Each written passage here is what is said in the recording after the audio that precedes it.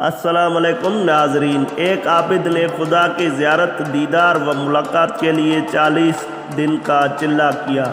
دن کو روزہ رکھتا اور رات کو قیام کرتا تھا۔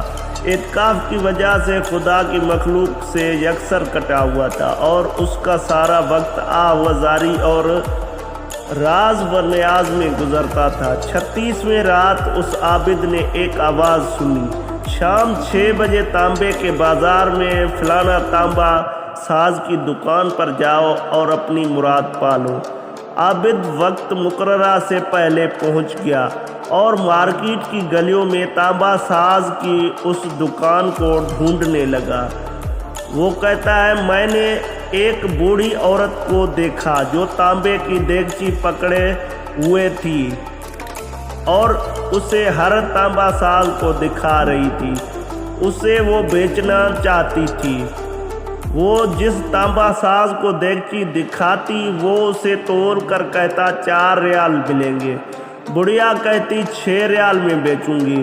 کوئی تانبا ساز اسے 4 ریال سے زیادہ دینے کو تیار نہ تھا۔ آخرکار وہ بڑھیا ایک تانبا ساز کے پاس پہنچی۔ تانبا ساز نے اپنے کام میں مصروف تھا۔ بڑھیا نے کہا، میں یہ برتن بیچنے کے لیے لائی ہوں اور اسے 6 ریال میں بیچوں گی، کیا آپ 6 ریال دیں گے؟ تانبا ساز نے پوچھا، صرف 6 ریال میں کیوں؟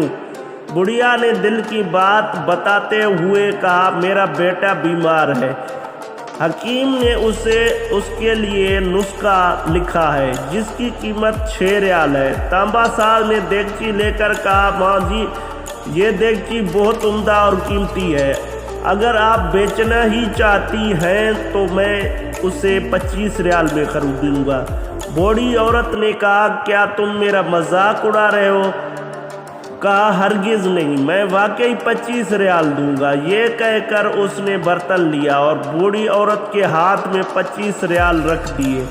بوڑھی عورت بہت حیران ہوئی اور دعا دیتی چلی جلدی سے اپنے گھر کی طرف چل پڑی۔ عابد کہتا ہے، میں یہ سارا ماجرا دیکھ رہا تھا۔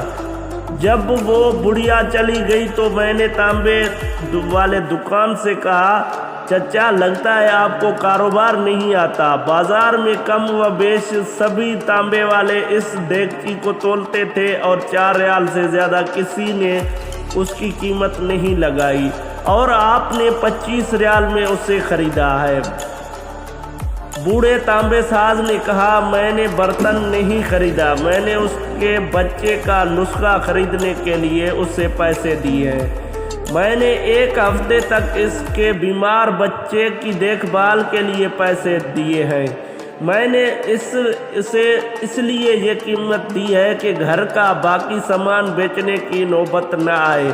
عابد کہتا ہے، میں سوچتا اور اس کو دیکھتا رہ گیا۔ اتنے میں غیبی آواز آئی، چلہ کشی سے کوئی میری زیارت کا شرف حاصل نہیں کر سکتا۔ گرنے والے کو تھامو اور غریب کا ہاتھ پکڑو، ہم خود تمہارے پاس چل کر آئیں گے۔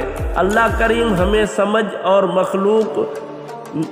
خلوص نیتی کے ساتھ عمل کی توفیق عطا فرمائے اور بھلائی کا عمل اپنے ارد گرد سے کرنا چاہیے۔